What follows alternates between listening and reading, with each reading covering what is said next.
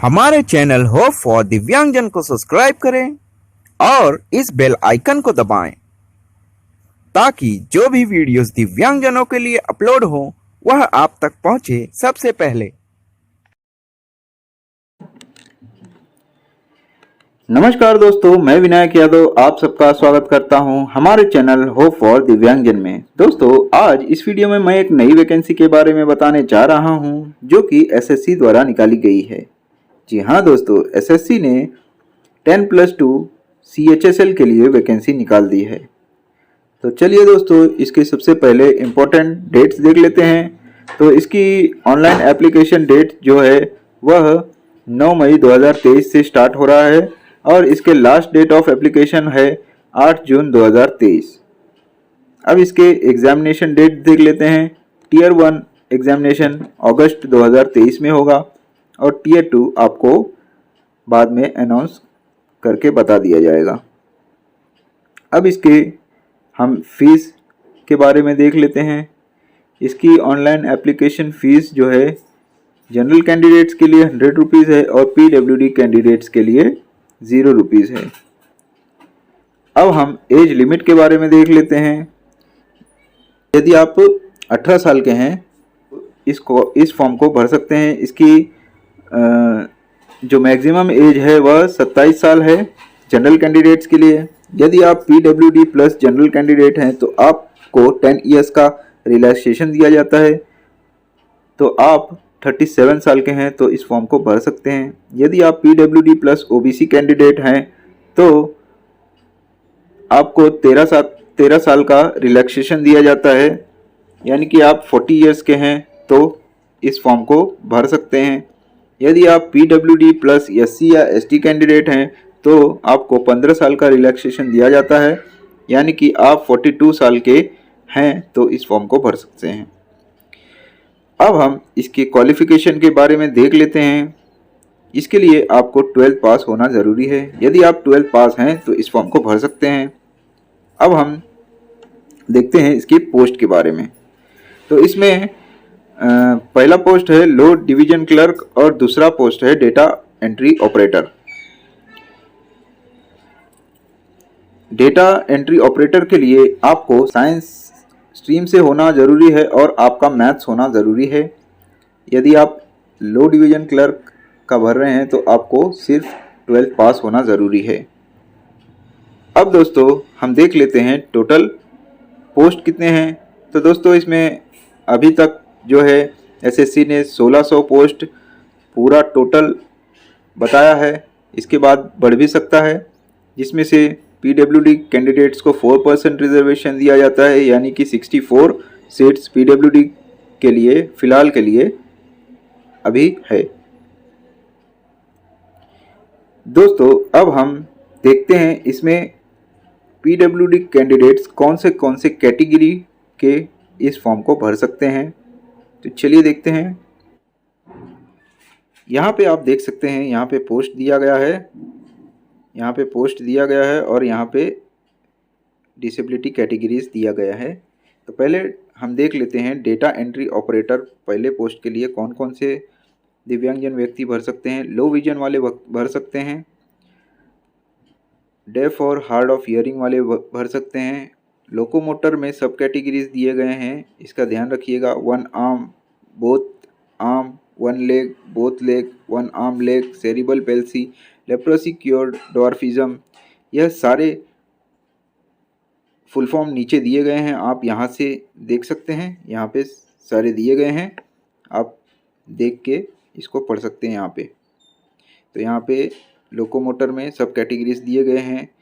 उसके बाद यहाँ पे ऑटिज़म स्पेक्ट्रम डिसऑर्डर और यहाँ पे specific learning disability, mental illness वाले व्यक्ति भर सकते हैं और मल्टीपल डिसेबिलिटी वाले व्यक्ति भर सकते हैं। ऐसे ही यहाँ पे लोअर डिवीजन क्लर्क LDC के लिए दिया गया है।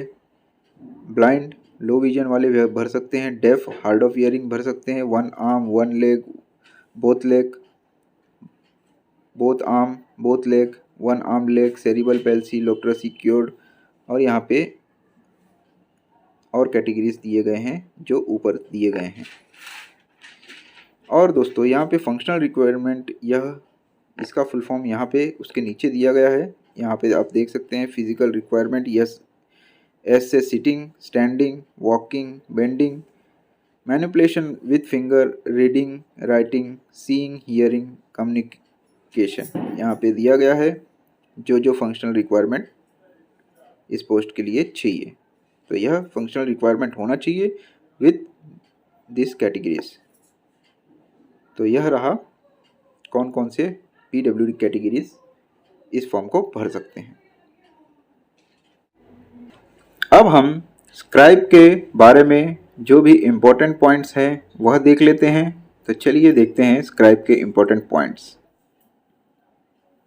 चलिए हम स्क्राइब के बारे में एक एक पॉइंट देख लेते हैं। तो सबसे पहला पॉइंट है disability, blindness, locomotor disability, both arm और सेरिब्रल पैल्सी वाले व्यक्ति स्क्राइब यूज़ कर सकते हैं, फर्स्ट पॉइंट। सेकंड पॉइंट में दिया गया है यदि आपकी डिसेबिलिटी इसके अलावा कोई और है, जो कि वो फर्स्ट पॉइंट में दिया गया है blindness, locomotor disability with both arm और सेरिब्रल पैल्सी के अलावा है, तो आपको एनेक्स्चर 1 डाउनलोड करना है। इसी नोटिफिकेशन के लास्ट में आपको मिल जाएगा।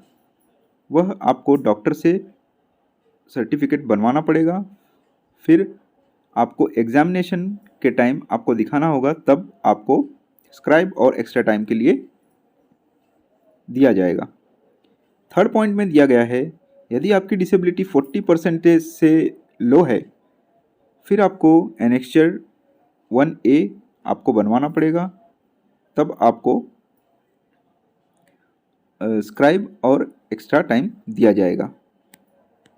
फोर्थ पॉइंट दिया गया है कि आपको ऑनलाइन एप्लीकेशन फॉर्म जब भरते हैं तब यस करना पड़ेगा स्क्राइब पे, तभी आपको स्क्राइब की फैसिलिटी दिया जाएगा, अदरवाइज़ नहीं दिया जाएगा। फिफ्थ पॉइंट में दिया गया है यदि इस फॉर्म में 2 ऑप्शन आपको मिलेंगे कि स्क्राइब आपको ओन यानी कि आपका खुद स्क्राइब ले जाना है या फिर आपको कमीशन से स्क्राइब चाहिए। 2 ऑप्शन मिलेगा, उसमें से आप कोई एक ऑप्शन को चूज़ करेंगे। सिक्स पॉइंट दिया गया है यदि आप अपना ओन स्क्राइब ले रहे हैं तो उसकी क्वालिफ़िकेशन के बारे में थोड़ा ध्यान रखिएगा कि आपकी जो क्वालिफ़िकेशन है उससे 1 स्टेप बिलो होना चाहिए। और उसके साथ ही एनेक्स्चर 2 फॉर्म आपको भर कर देना होगा जिसमें स्क्राइब के डिटेल्स होंगे। उसी के साथ स्क्राइब के वैलिड आईडी प्रूफ आपको फ़ोटोकॉपी देनी पड़ेगी। और जो 40% से कम वाले व्यक्ति सर्टिफिकेट बनवा के स्क्राइब ले रहे हैं उनको एनेक्स्चर 2A देना होगा। 7th पॉइंट दिया गया है कि जो भी आप अपना स्क्राइब यूज़ कर रहे हैं, एक चीज़ ध्यान रहे कि वह स्क्राइब किसी और कैंडिडेट का स्क्राइब ना हो इस एग्ज़ामिनेशन में, अदरवाइज़ आपका कैंडिडेचर कैंसिल कर दिया जाएगा। 8th पॉइंट दिया गया है कि यदि आप स्क्राइब यूज़ करते हैं तो आपको 20 मिनट एक्स्ट्रा दिया जाएगा। उसके बाद 9th पॉइंट है कि आप 7.1, 7.2, 7.3 यानी कि आपकी डिसेबिलिटी जो दिया गया है उसमें से आप हैं एलिजिबल हैं स्क्राइब लेने के लिए, बट आप स्क्राइब यूज़ नहीं कर रहे हैं, तब भी आपको 20 मिनट टाइम एक्स्ट्रा दिया जाएगा। No attendant other than scribe for eligible candidate will be allowed in the examination, यानी कि स्क्राइब के अलावा अदर किसी को भी अलाउड नहीं किया जाएगा एग्जामिनेशन सेंटर के अंदर। उसके बाद 11th पॉइंट दिया गया है 1 आई और पार्शियली ब्लाइंड कैंडिडेट्स जो कि कंप्यूटर पे रीड कर सकते हैं question papers without magnifying glass या मैग्नीफाइंग ग्लास से रीड कर सकते हैं, तो उनको स्क्राइब नहीं मिलेगा। और जो व्यक्ति मैग्नीफाइंग ग्लास यूज़ करते हैं तो उनको खुद का मैग्नीफाइंग ग्लास लेकर आना होगा। लास्ट पॉइंट है PWD candidates who avail the facility of the scribe, compensatory time जो भी ले रहे हैं आप और स्क्राइब ले रहे हैं उसके वैलिड डॉक्यूमेंट्स जो हैं वह आपको at the time of document verification आपको प्रोड्यूस करना पड़ेगा। यदि आप प्रोड्यूस नहीं करते तो आपका कैंडिडेचर कैंसिल कर दिया जाएगा इस एग्जामिनेशन के लिए। तो ये सारे पॉइंट्स स्क्राइब के बारे में हैं। तो दोस्तों अब हम इसमें इसके एग्जामिनेशन पैटर्न के बारे में देख लेते हैं विस्तार से। तो चलिए देखते हैं examination pattern. CHSL examination pattern में टीयर 1 और टीयर 2 होते हैं। टीयर 1 और टीयर 2 में क्या क्या रहते हैं अब देखते हैं। सबसे पहला टीयर 1। टीयर 1 में basic English, general intelligence, maths और जनरल अवेयरनेस 4 सब्जेक्ट्स होंगे। पर सब्जेक्ट जो है 25 क्वेश्चन आएंगे 50 मार्क्स के, यानी कि पर क्वेश्चन 2 मार्क्स के होंगे। उसके लिए 60 मिनट दिया जाएगा। PWD कैंडिडेट्स के लिए 20 मिनट एक्स्ट्रा दिया जाता है, यानी कि 80 मिनट्स। अब देखते हैं टीयर 2 के बारे में। टीयर 2 में 2 सेशन के एग्ज़ाम्स होंगे। सेशन 1 जो कि 2 आवर्स 15 मिनट का होगा और सेशन 2 आपका होगा। अब हम सेशन 1 में देखते हैं। सेशन 1 जो है वह आपका 3 सेक्शन में डिवाइड है। सेक्शन 1 में जो है मॉड्यूल 1, मॉड्यूल 2, मॉड्यूल 1 में मैथमेटिक्स और रीजनिंग इंटेलिजेंस होगा। 30 क्वेश्चंस, टोटल 60 क्वेश्चन होंगे। पर क्वेश्चन 3 मार्क्स के होंगे। 180 मार्क्स टोटल होगा सेक्शन 1 का। अब देखते हैं सेक्शन 2 में। सेक्शन 2 में मॉड्यूल 1, मॉड्यूल 2 जो कि इंग्लिश होगा और जनरल अवेयरनेस होगा। इंग्लिश 40 क्वेश्चन होंगे और जनरल अवेयरनेस 20 होंगे। पर 3 मार्क्स का होगा, 180 मार्क्स के ये होंगे। अब सेक्शन 3 जो है वह कंप्यूटर नॉलेज का होगा, जिसमें 15 क्वेश्चन आपको पूछा जाएगा। 3 मार्क्स के 45 मार्क्स के कंप्यूटर नॉलेज होंगे। अब बात करते हैं सेशन 2 के बारे में। सेशन 2 में सेक्शन 3 में आपको स्किल टेस्ट यानी कि टाइपिंग टेस्ट होगा। यहाँ पे आप देख सकते हैं, यहाँ पे आपको टाइपिंग टेस्ट 15 मिनट्स का दिया जाएगा।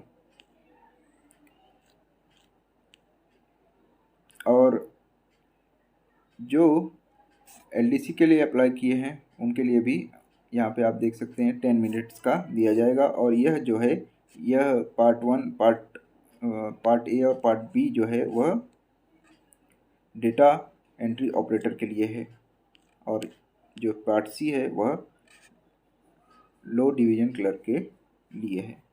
तो दोस्तों यह रहा पूरा एग्जामिनेशन पैटर्न CHSL का। एक बार आप नोटिफिकेशन डाउनलोड करके आप भी इसको अच्छे से देख लीजिएगा और प्रिपेयर करिएगा। दोस्तों आज का वीडियो यहीं समाप्त करता हूँ। यदि आपको वीडियो पसंद आया हो तो आप वीडियो को लाइक करें और चैनल को सब्सक्राइब कर लें और इस वीडियो को ज़्यादा से ज़्यादा दिव्यांगजन व्यक्तियों तक पहुँचाएं। तो आज का वीडियो यहीं समाप्त करता हूँ। धन्यवाद। आपका दिन शुभ हो।